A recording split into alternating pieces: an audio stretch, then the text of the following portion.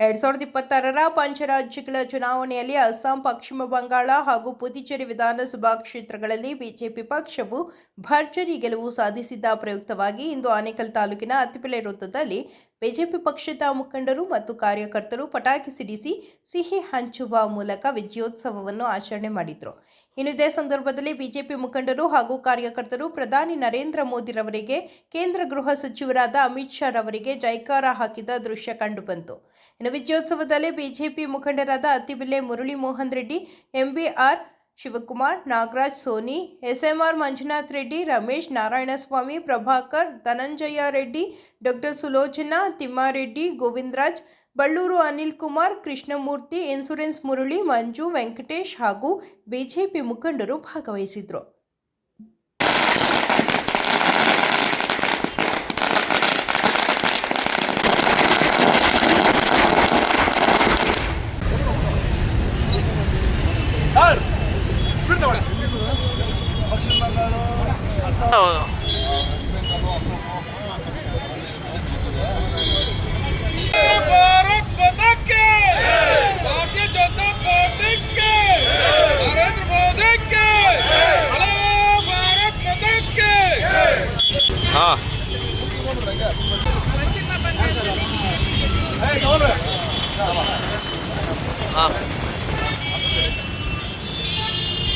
भारत माता के नरेंद्र मोदी को अमित शाह को येडियूरप्पनवरिगे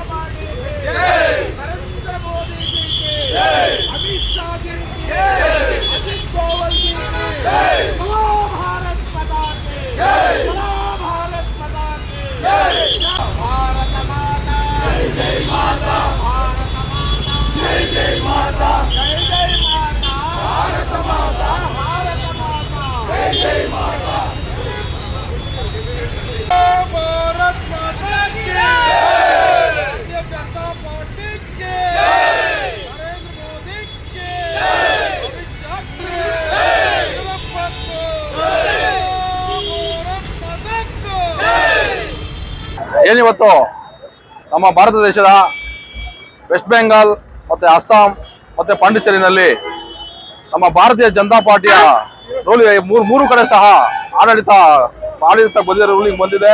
ಈ ಒಂದು ಮತದಾನವನ್ನು ನೀಡಿದಂಥ ವೆಸ್ಟ್ ಬೆಂಗಾಲ್ ಮತದಾರರಿಗೂ, ಅಸ್ಸಾಂ ಮತದಾರರಿಗೂ ಹಾಗೂ ಪಾಂಡಿಚೇರಿ ಮತದಾರರಿಗೂ ಸಹ ನಾವು ನಮ್ಮ ಭಾರತೀಯ ಜನತಾ ಪಾರ್ಟಿ ಕರ್ನಾಟಕದ ವತಿಯಿಂದ ಶುಭಾಶಯಗಳನ್ನ ಮತ್ತೆ ಕೃತಜ್ಞತೆಗಳನ್ನ ಸಲ್ಲಿಸ್ತಾ ಇದ್ದೀವಿ. ಏನು ವೆಸ್ಟ್ ಬೆಂಗಾಲ್ ಅಲ್ಲಿ ಸುಮಾರು 15 ವರ್ಷಗಳಿಂದ TMC ಅಧಿಕಾರವನ್ನು ನಡೆಸ್ತಾ ಇತ್ತು. ಅವರ ಅಂದ್ರೆ ಈ ಸನಾತನ ಧರ್ಮವನ್ನ ಯಾರು ಹಾಳು ಮಾಡೋದಕ್ಕೆ ಪ್ರಯತ್ನ ಪಟ್ಟಿದ್ದಾರೆ. ತಮಿಳುನಾಡಲ್ಲಿ ಸ್ಟಾಲಿನ್ ಇರ್ಬೋದು, ವೆಸ್ಟ್ ಬೆಂಗಾಲ್ ಅಲ್ಲಿ ಮಮತಾ ಬ್ಯಾನರ್ಜಿ ಇರ್ಬೋದು, ಇನ್ನೂ ಹಲವು ಲೀಡರ್ಗಳು ಎಲ್ಲರೂ ಸಹ ಇವತ್ತು ಮಣ್ಣು ಮುಕ್ಕಿ ಇವತ್ತು ಬೀದಿ ಪಾಲ್ ಆಗಿದ್ದಾರೆ. ಇದೇ ಇವತ್ತು ಸನಾತನ ಧರ್ಮವನ್ನು ಹಾಳು ಮಾಡಕ್ ಹೋದ್ರೆ ಏನಾಗುತ್ತೆ ಅನ್ಬಿಟ್ಟು ಭಗವಂತ ತೋರಿಸ್ಕೊಟ್ಟಿದ್ದಾನೆ. ಇದೊಂದು ಸಾಕ್ಷಿಯಾಗಿದೆ.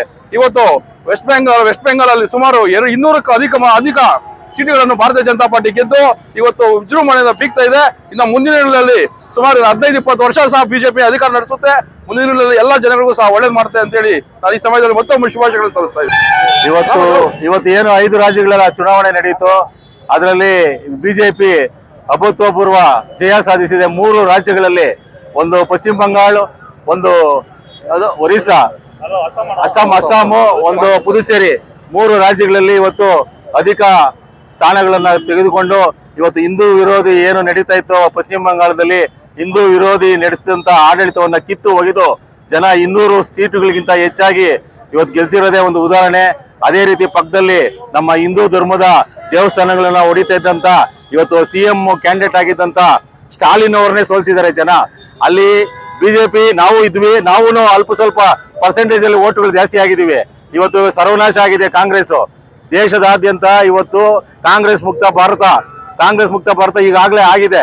ಮುಂದೆ ನಮ್ಮ ಈ ಕರ್ನಾಟಕದಲ್ಲಿ ಇವತ್ತೇನು 2 ಬೈ ಎಲೆಕ್ಷನ್ ಚುನಾವಣೆ ನಡೀತೋ ಅದರಲ್ಲಿ ಏನೋ ಇವತ್ತು ಯಾವ್ದು ರೂಲಿಂಗ್ ಪಾರ್ಟಿ ಮಾಡ್ತಾರೋ ಅವರು ಅಧಿಕಾರಕ್ಕೆ ಬರುವುದು ಸರ್ವೇ ಸಾಮಾನ್ಯ. ಹಿಂದೆ ಬಿಜೆಪಿ ಸರ್ಕಾರ ಇದ್ದಾಗ 16 ಸ್ಥಾನ ಎಲೆಕ್ಷನ್ ನಡೆದು 15 ಸ್ಥಾನ ನಾವು ಬಿಜೆಪಿ ಗೆದ್ದಿದ್ವಿ. ಅದೇ ರೀತಿ ಇವತ್ತು ಅವ್ರ ಬೈ ಎಲೆಕ್ಷನ್ ಅಲ್ಲಿ 2 ಸೀಟಲ್ಲಿ ಗೆದ್ದಿರ್ಬೋದು.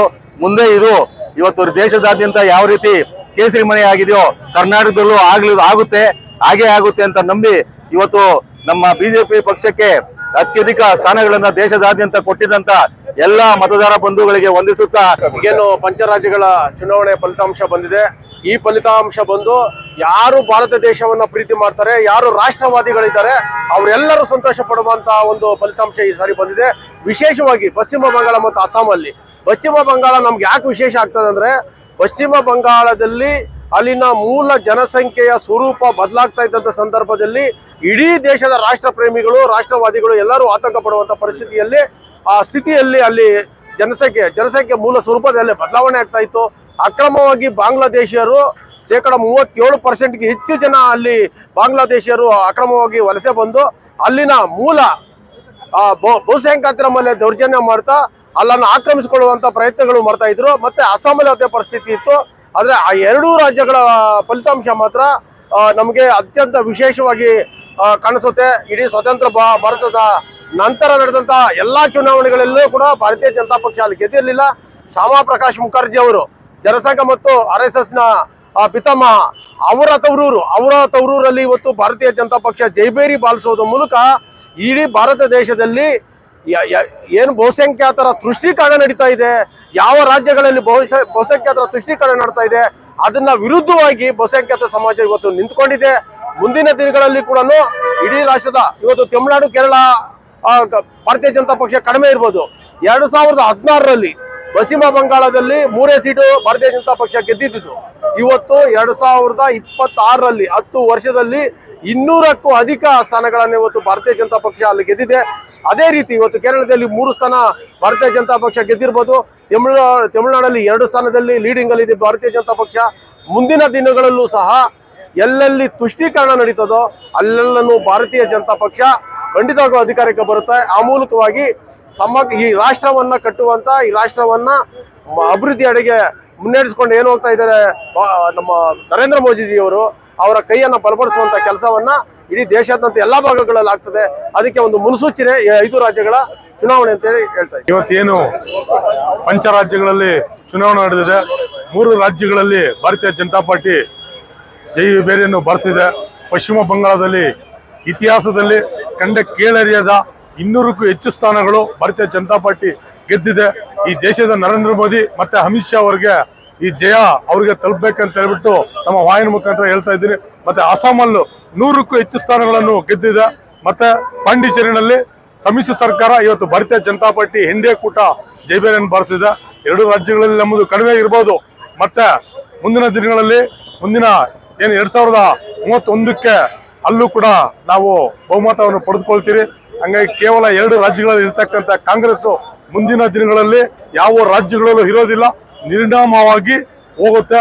ಹಂಗಾಗಿ ಭಾರತೀಯ ಜನತಾ ಪಾರ್ಟಿ ಇವತ್ತು ಜಯಶೀಲರಾಗಿರೋದಕ್ಕೆ ಇವತ್ತು ಅತಿ ಬೇರೆ ವೃತ್ತದಲ್ಲಿ ಇವತ್ತು ವಿಜಯೋತ್ಸವ ಮಾಡ್ತಾ ಇದ್ದೀರಿ.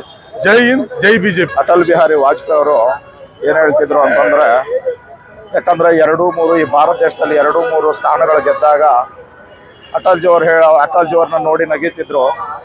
ಆದ್ರೆ ಅವ್ರು ಹೇಳಿದ್ರಂತೆ, ಯಾವ ರೀತಿಯಾಗಿ ಹೇಳಿದ್ರು ಅಂತಂದ್ರೆ, ಒಂದು ದಿವಸ ಕೈ ಹರಳುತ್ತೆ, ಕಮಲ ನಗಿಯುತ್ತೆ ಅಂತ. ಅದೇ ರೀತಿಯಾಗಿ ಎಲ್ಲೆಲ್ಲಿ 2-3 ಸ್ಥಾನಗಳನ್ನ, ಇವಾಗ ಅಸ್ಸಾಂ ಇರ್ಬೋದು, ವೆಸ್ಟ್ ಬೆಂಗಾಲ್ ಇರ್ಬೋದು, ಪುದುಚೇರಿ ಇರ್ಬೋದು, ಅಂದ್ರೆ ಪಾಂಡಿಚೇರಿ ಇರ್ಬೋದು, ಇಂಥ ಸ್ಥಾನಗಳೆಲ್ಲ ನಮ್ದು 2-3 ಇದ್ದಿದ್ದು ಇವತ್ತಿನ ದಿನ ಜೈಬಾರಿ ಬಾರಿಸ್ತಕ್ಕಂಥದ್ದು ಕಾರಣ ಯಾರಪ್ಪ ಅಂದ್ರೆ ಮಾನ್ಯ ನರೇಂದ್ರ ಮೋದಿಜಿಯವರು. ಯಾಕೆಂತಂದ್ರೆ ಅವರ ಒಂದು ಕೆಲಸ ಕಾರ್ಯಗಳನ್ನ ನೋಡಿ ಜನತೆ ಬದಲಾವಣೆ ತರ್ತಿದ್ದಾರೆ. ಇದು ನನಗೆ ಬಹಳ ಖುಷಿಯಾಗಿದೆ.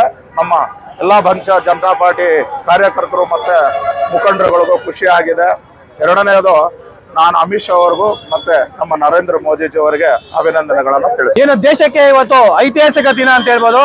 ಯಾಕಂದ್ರೆ ಏಕಚಕ್ರಾಧಿಪತ್ಯ ಆಡಳಿತ ನಡೆಸ್ಕೊಂಡು 10 ವರ್ಷದಿಂದ ಮಮತಾ ಬ್ಯಾನರ್ಜಿ ಅವರು ಅವ್ರದೇ ಒಂದು ದೇಶ ಮಾಡ್ಕೊಂಡ್ಬಿಟ್ರು ನಮ್ಮ ಭಾರತ ದೇಶದಲ್ಲಿ. ಇವತ್ತು ಮತದಾರ ಪ್ರಭುಗಳು ಅವರಿಗೆ ತಕ್ಕ ಪಾಠವನ್ನು ಕಲಿಸಿದ್ದಾರೆ. ಭಾರತೀಯ ಜನತಾ ಪಾರ್ಟಿ 200ಕ್ಕೂ ಅಧಿಕ ಸ್ಥಾನಗಳಲ್ಲಿ ಗೆದ್ದು ಇವತ್ತು ಜಯಬೇರಿ ಬಾರಿಸಿದೆ.